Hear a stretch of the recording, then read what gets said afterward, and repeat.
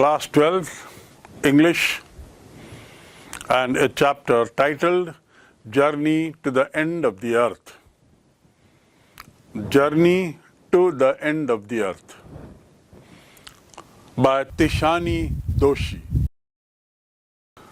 सबसे पहले मैं थोड़ा सा तुषानी दोषी के बारे में बता दूं, जो इसकी लेखिका हैं. The lady who has written this article is a very famous dancer, very famous writer, and an equally known journalist. Dancer, a writer, journalist. A very varied dimension she has. And she is based at Chennai, what used to be called at Madras. And she is very prolific writer. बहुत लिखा है उन्होंने, और कुछ यात्रा वृत्तांत भी लिखे हैं, और विभिन्न तरह की पत्रकारिता के क्षेत्र में उन्होंने अपना योगदान दिया है. This article, The Journey to the End of the Earth, is an article which shows her interest in adventure also, साहसिक यात्राएं, in travels also.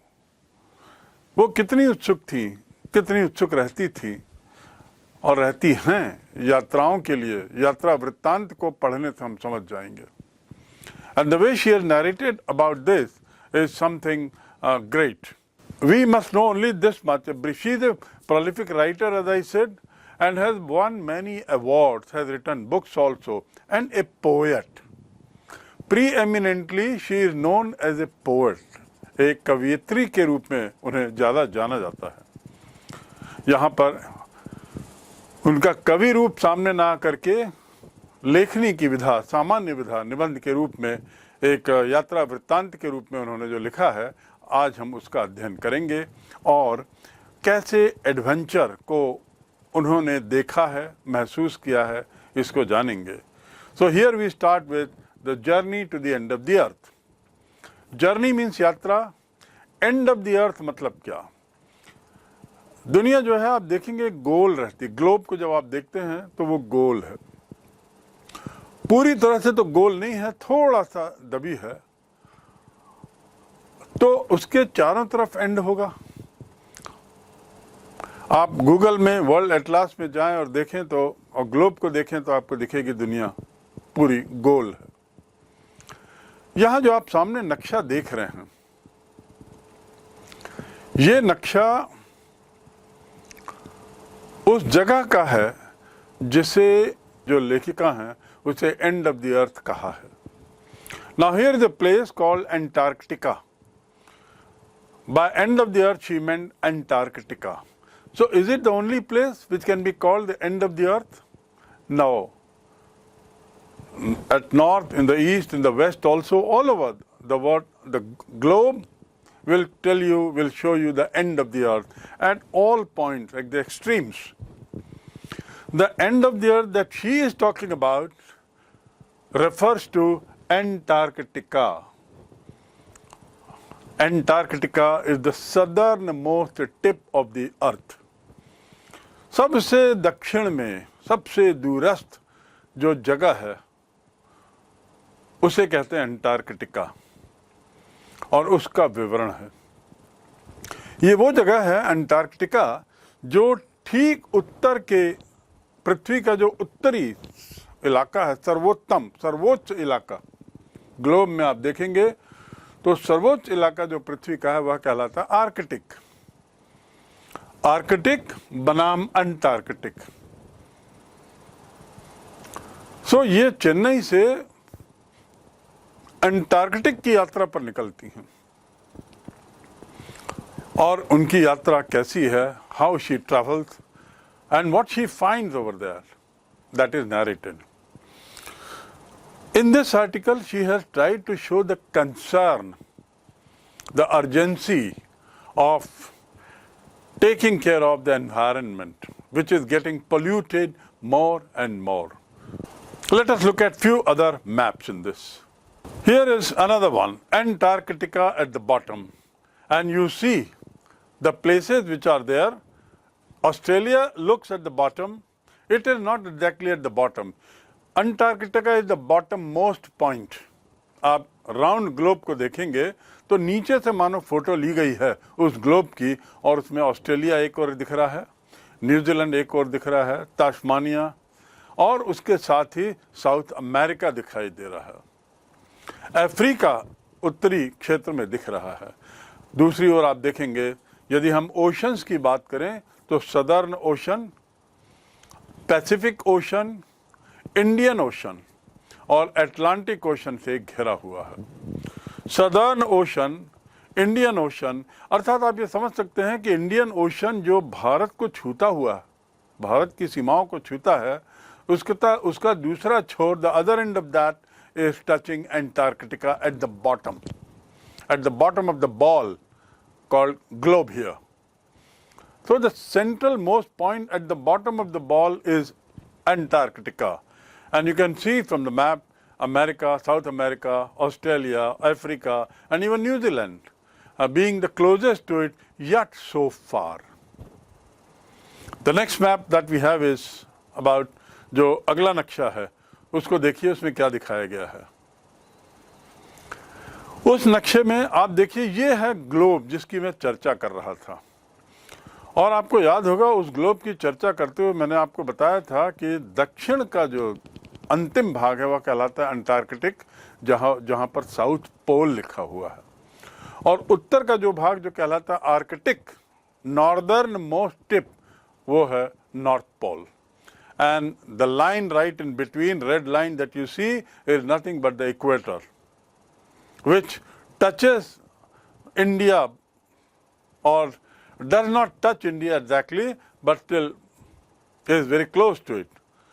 तो हम जो बात कर रहे हैं वो इनके यात्रा की जो शुरू होती है चेन्नई से, भारत का नक्शा देखिए, और वहाँ से वो साउथ पोल जाती हैं, वहाँ से वो अंटार्कटिका जाती हैं। So I think with this image the picture is getting clearer for you. Now the next image is, अब अगली इमेज देखें उसमें क्या है।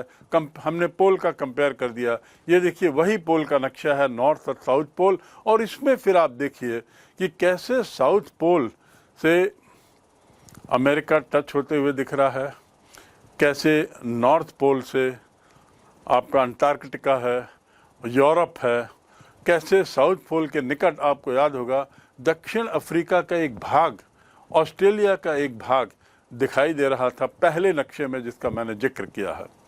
नाउ फर्दर नेक्स्ट इज, अगला मैप जो है, this is a map which can tell you clearly the poles.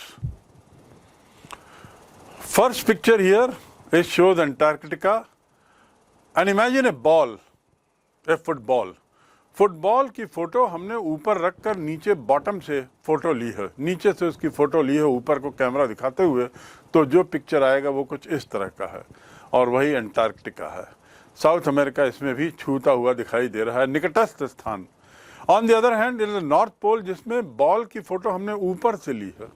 We have taken the photograph of the ball from the top, and the center of the top is called North Pole, and you can see it touches Asia, Europe and North America.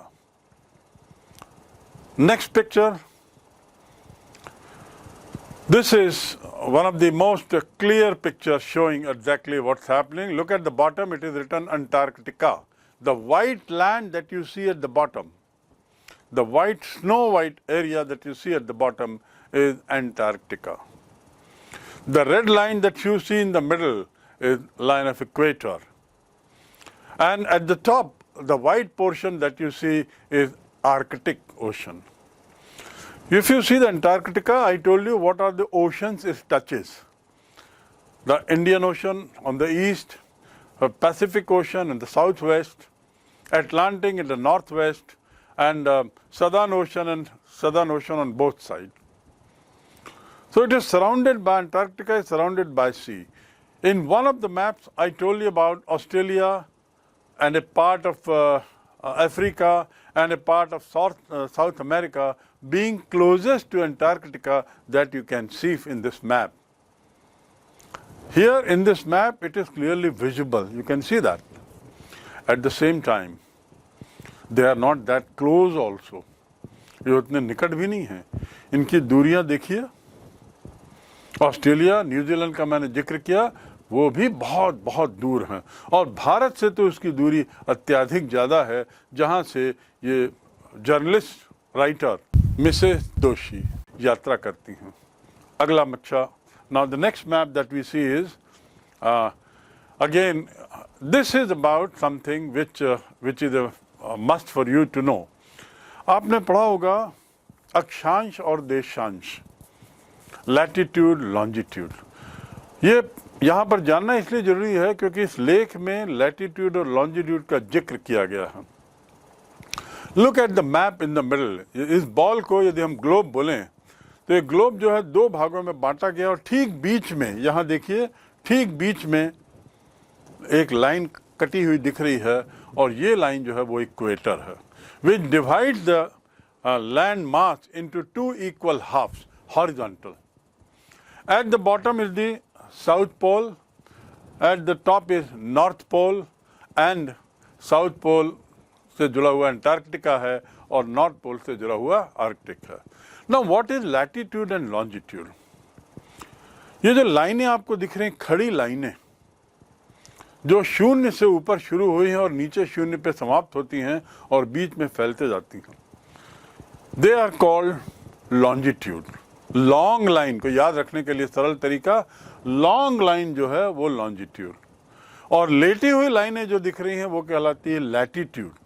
याद रखने के लिए सरल तरीका है, लेटी हुई लाइनें लैटिट्यूड, लॉन्ग लाइनें खड़ी लॉन्जिट्यूड।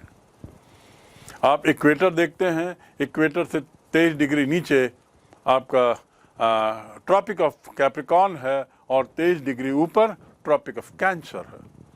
ये जो लाइनों में आप जानते हैं कि भारत किस लैटिट्यूड और लॉन्जिट्यूड में स्थित है, ये केवल आपको एक समझाने के लिए नक्शा मैंने सामने लाया है। अगला नक्शा देखेंगे। The next map is, you see here again latitude longitude. See the horizontal lines are shown here which I told you is called longitude, the latitude, and say ये जो लेटी हुई लाइनें दिख रही हैं चारों तरफ घूमती हुई 50, 40, 30, 20, 10 डिग्री, फिर उसके बाद 5 शून्य। शून्य में कौन सी? शून्य पर है इक्वेटर। इक्वेटर वही लाइन है, भूमध्य रेखा जिसे हिंदी में कहते हैं, जो पृथ्वी को दो भागों में बांट देती है, बराबर भागों में, two hemispheres. Next one, right, you see the south pole. As I told you, South Pole is Antarctica. यहाँ पे जो ग्रीन कलर आपको दिख रहा है वो लैंड, वो आइस मास है, नॉट लैंड मास, आइस मास। और ये आइस का, बर्फ का जो मास है इतना विशाल काय है कि माना जाता है कि दुनिया का 90 से लेके 98% पानी या बर्फ यहाँ पर है। Imagine this land mass, this ice mass is so huge that it is believed that almost 90 to 98% of ice mass of the world, total ice of the world, is here in this Antarctica. With such a huge mass, you can understand it is the coldest place in the world, having minus 90 degree temperature. It is the windiest place in the world, with wind speed being extremely high, and it is the driest place in the world. आपको लग रहा होगा ice का मास इतना ज़्यादा है तो dry क्यों है? With extreme temperature being there, there is nothing, no water as such except ice. And so everything is in a dry state. You call it dry ice. And so remember, this place is the driest place, coldest place, and also, at the same time, most windiest place.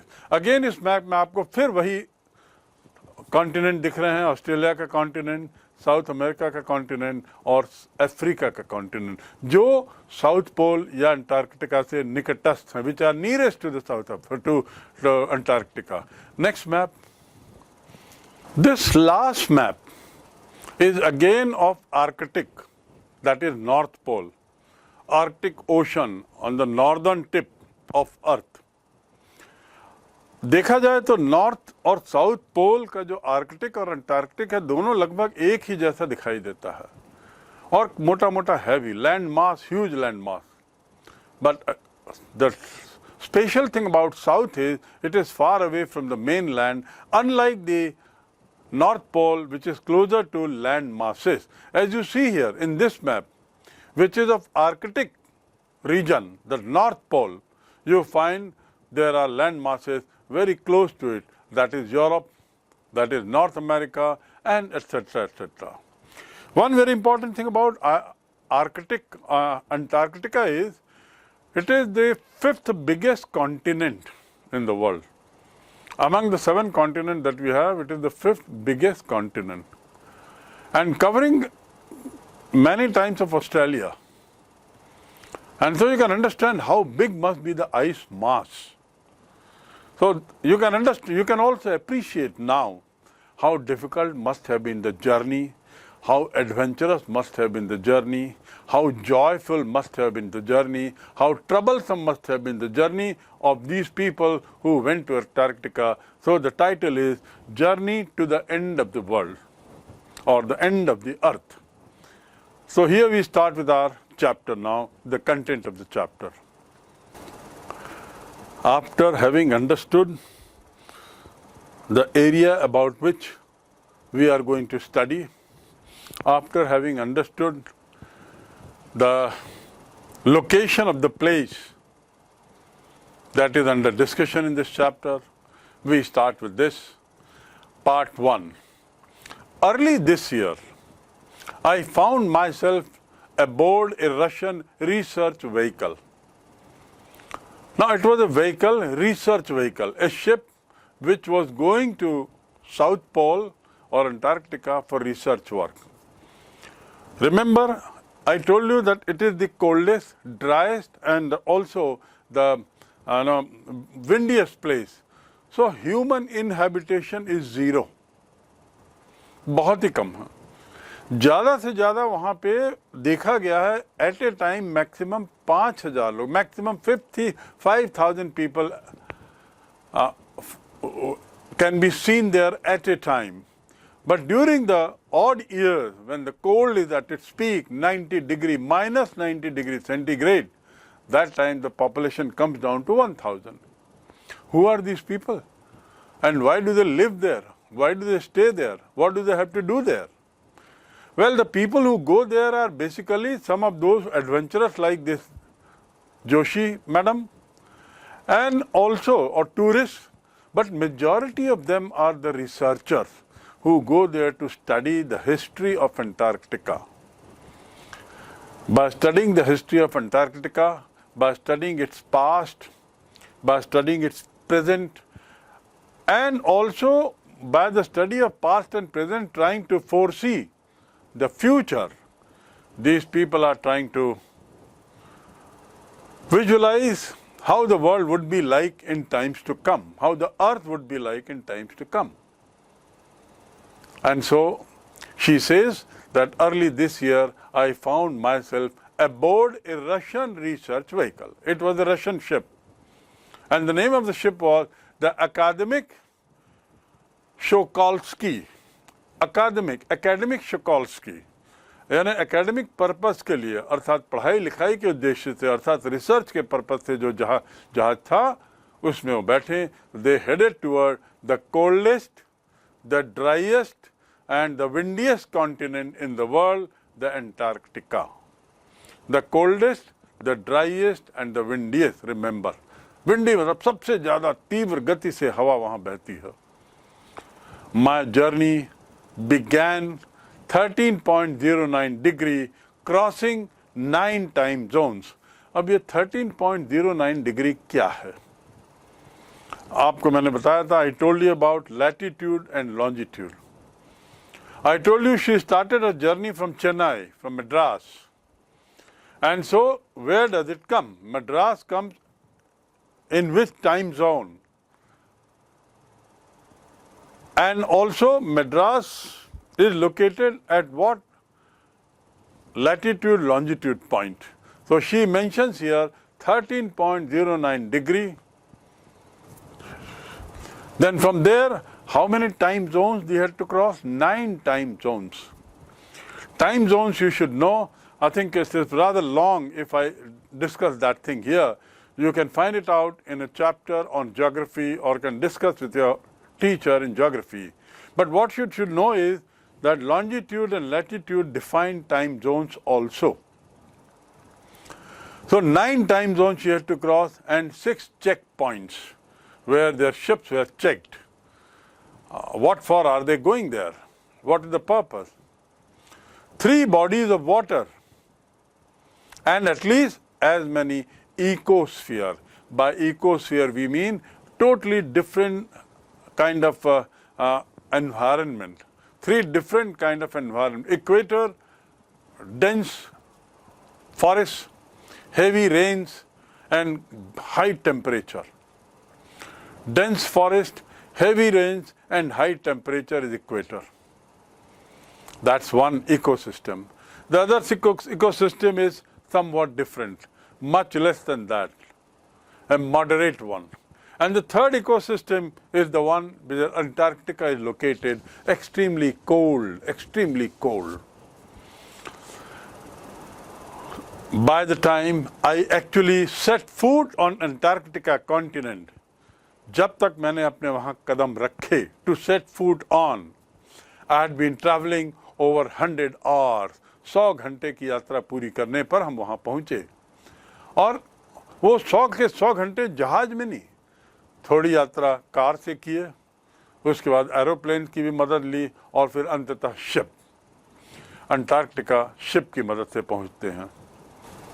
And so my first emotion on facing Antarctica's expansive means vishal, expansive white landscape means भूमि, सफेद शुभ्र भूमि, क्योंकि पूरी चारों तरफ सब बर्फ थी.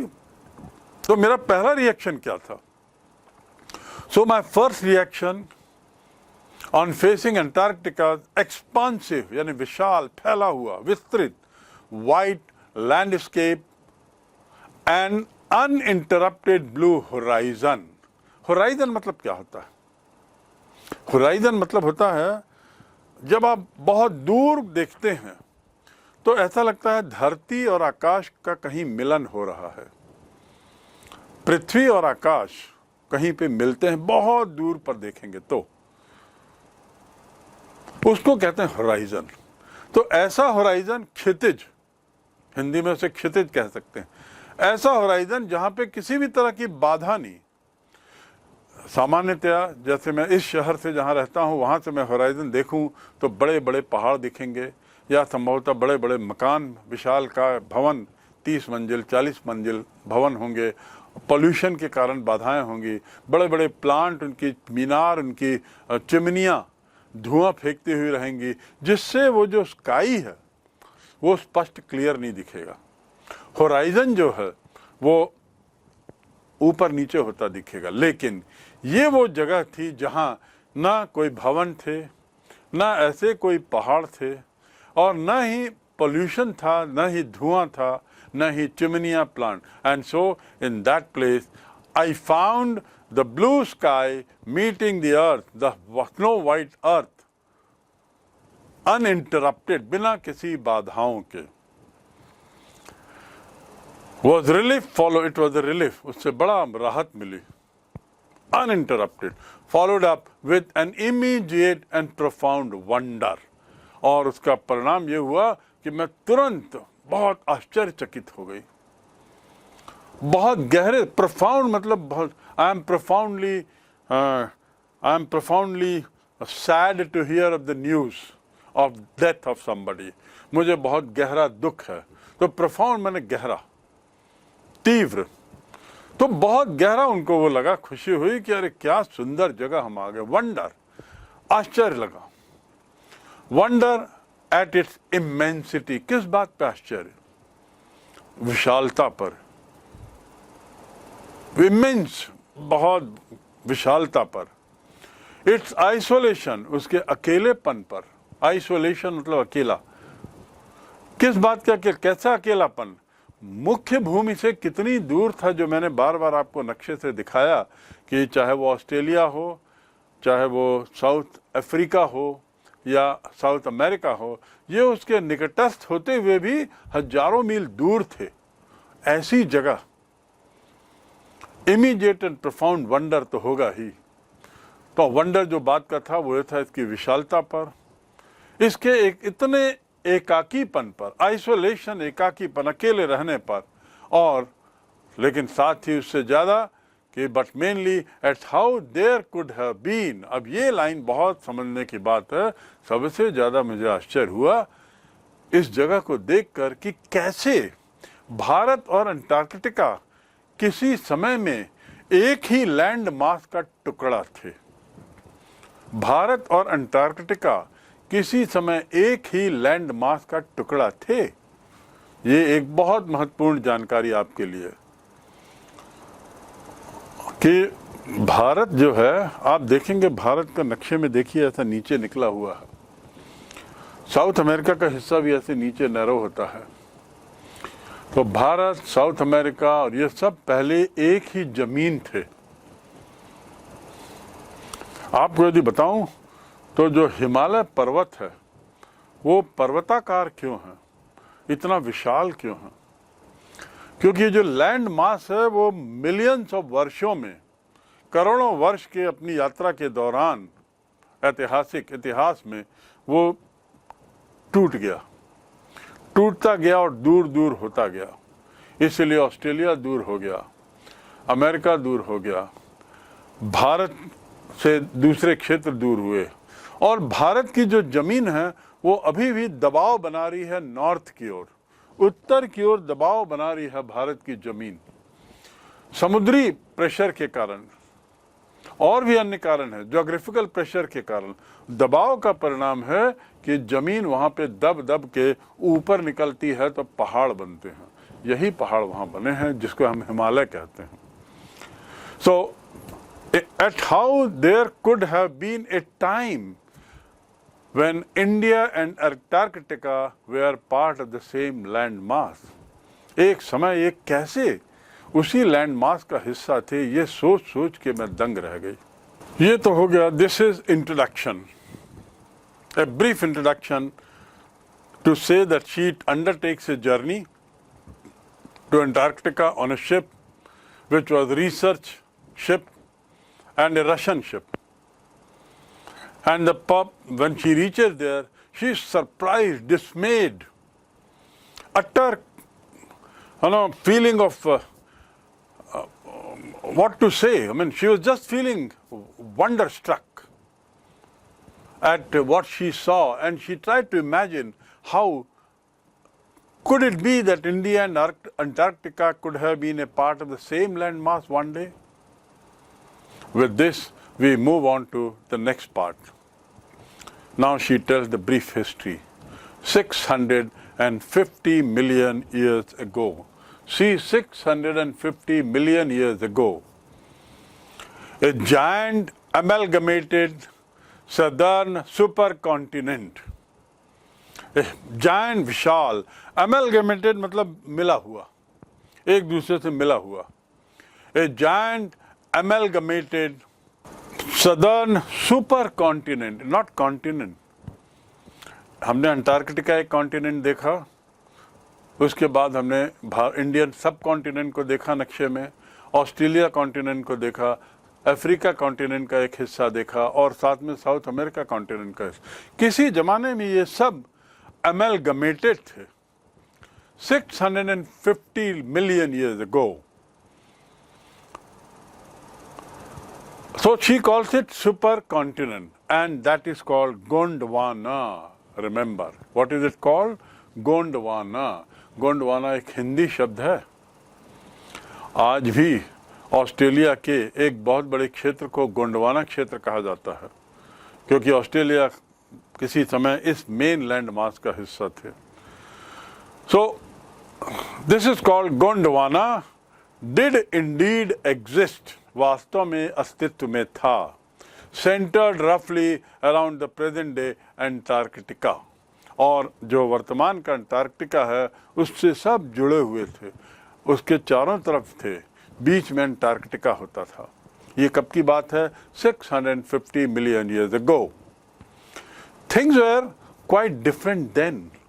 उस समय चीजें बहुत अलग थी। देन माने उस समय, देन मतलब तब नहीं। When you came, I was eating then. उस समय मैं खा रहा था जब तुम आए। When you came, then I was eating. That means that time I was eating. अब यहाँ पर then का उपयोग उस समय है। तो वो आश्चर्य करी, बता रही है कि that time it exists with centered roughly around the present day Antarctica. Things were quite different then. Humans hadn't arrived. लोग नहीं आए थे on this part and the climate was much warmer. आज 650 मिलियन ईयर्स के बाद वो बहुत ठंडा हो गया है और हम इक्वेटर के पास आ गए हैं, इक्वेटर से भी ऊपर आ गए हैं। तो निश्चित रूप से हमारे दोनों जगह का इकोसिस्टम अलग है, पर पहले ऐसा नहीं था। पहले अंटार्कटिका का टेम्परेचर भी बहुत कम हुआ करता था, कम से कम इतना ठंडा नहीं था जितना आज है। Climate was much warmer, hosting a huge variety of flora और फौना, और वहां पे बहुत से पेड़ पौधे और जानवर होते थे। For 500 million years Gondwana thrived. इस रूप में जिसमें गोंडवाना सेंटर पे है, अंटार्कटिका सेंटर पे है, और ये सब कॉन्टिनेंट एक दूसरे से जुड़े हुए उसको घेरे हुए हैं, ये लगभग 500 मिलियन वर्ष तक की कहानी है। लगभग 500 मिलियन वर्ष तक ऐसा ही रहा। दक्षिण का हिस्सा जिसमें जानवर भी थे, पक्षी भी थे। अंटार्कटिका का टेम्परेचर वो नहीं था जो आज है, लेकिन but around the time when the dinosaurs were wiped out, लेकिन जब डायनासोर वगैरह गायब हो गए, भूमि से गायब हो गए, and the age of mammals got under way, और उसके बदले मैमल्स आते हैं। मैमल्स किनको कहते हैं? दूध वाले जानवरों को मैमल्स आते हैं, स्तनधारी जानवर जिनके स्तन होते हैं। ऐसे जानवर जैसे बकरी, गाय, कुत्ता, भैंस आदि आदि, ऐसे स्तन जाति जब आए, तब land mass was forced to separate into countries. लगभग उसी समय ये जो जमीन है ये अलग अलग टुकड़े होने लगे। बदलते वातावरण के कारण, जमीन के अंदर के दबाव के कारण, जमीन के अंदर की स्थिति के में बदलाव के कारण, बहुत से कारणों से धीरे धीरे कई 100 मिलियन ईयर्स में ये जमीन टूटती है, और आज हम उसे वहां पाते हैं जहां देख रहे हैं। And today we see them where they are. The land mass was forced to separate into countries, shaping globe as we see them today.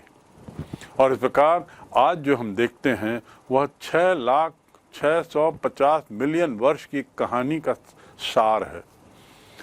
About 650 million years ago, they might have been together with Antarctica at the center. With the passage of time, due to various reasons, there was break, there was separation, due to changing temperature, changing weather, changing environment. Even flora, fauna was there, the temperature was also low, and so on and so forth. Now all that changed. To visit Antarctica now is to be a part of that history. आज Antarctica यदि जाते हैं तो वो इतिहास का हिस्सा है। To get a grasp of where we come from. Author says कि today if we go to Antarctica, it is like traveling down the history of Antarctica, trying to recall the past history of Antarctica, visualize the history of Antarctica, and feel how we have come from, where we have come from, and where we will be heading, and where we will be going. I told you that this chapter is about past, how past shaped the present, and doing the guesswork of how present is going to shape the future. So exactly the same thing author says here, that where we could possibly be heading in future, that study would be easy if we come to Antarctica and see. It is to understand the significance of Cordilleran folds and pre-Cambrian granite shields. ये जो जमीन होती है, इसमें देखिए जमीन में कई, आप देख रहे हैं यहाँ पर कई लेयर होती हैं, चट्टानों की अलग अलग लेयर। ये लेयर जो हैं ये लाखों करोड़ों वर्षों में बनती हैं। They get solidified into rocks, some horizontal, some vertical, and so on and so forth. And they have different names depending on different quality and different ages. Some of these names are referred to here, Cordilleran and also Cambrian. Cambrian granite, they are folds, they are called folds. Ozone and carbon. At the same time, evolution and extinction. Ozone layer आप जानते हैं, there is a layer of gas in our atmosphere that separates the space from the earth. The very powerful, highly radiated heat coming from sun is brought under control by these ozone layers, and that is how we could live happily without being affected by strong radiation of sunlight. The ozone is very, very important for human being, and they are living on this earth. Now carbon is a problem. More and more carbon is being emitted by way of pollution. With more and more trees and greenery being removed, more and more plants coming, population growing, it's the carbon that has become the major problem. Similarly, evolution and extinction. जीवन की शुरुआत कैसे हुई? आप ये देखिए, आदमियों का कैसे वो होता है, एक के बाद एक बढ़ती है उनका काल। और इसके देखिए, पहला आदमी झुका हुआ सीधा, फिर कैसे सीधा चलने लगता है। तो ये जो अलग अलग श्रेणियां हैं, ये अलग अलग काल की हैं। होमो सेपियंस, उसके पहले और भी कुछ थे। तो ये सब का अध्ययन हम किसी दूसरे विषय में करेंगे यदि इच्छुक होंगे तो। लेकिन यहाँ पर आपको इतना जानना है कि ये इवोल्यूशन बताता है, evolution of man. And there are people who have done extensive research work on evolution of man, and they have shown various stages like this one you can see here. At the same time there is extinction also. एक और जहाँ evolution चल रहा है वहाँ extinction भी हो रहा है। अंटार्कटिका में evolution हो रहा था जब फ्लोरा और फौना बढ़ रहे थे, धीरे धीरे वहाँ पे extinction होने लगा। बदलते वातावरण के साथ फ्लोरा और फौना गायब हो गया, जानवर गायब हो गए, डिनोसर गायब हो गए, और वह रहने लायक नहीं रहा, वह क्षेत्र रहने लायक नहीं रहा।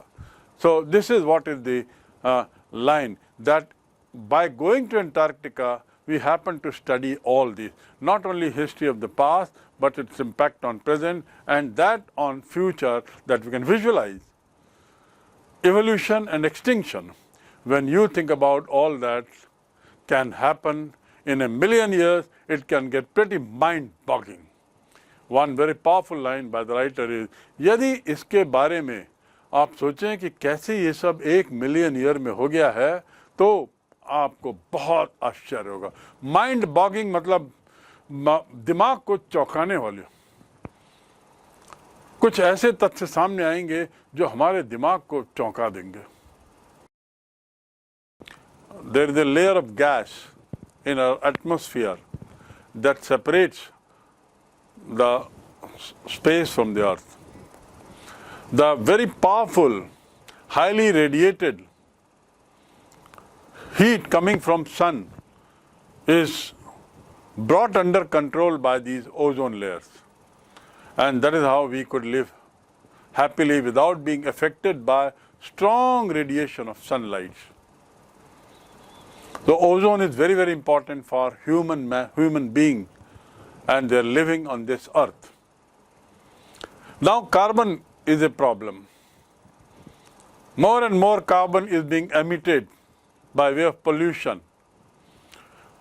with more and more trees and greenery being removed, more and more plants coming, population growing, it's the carbon that has become the major problem.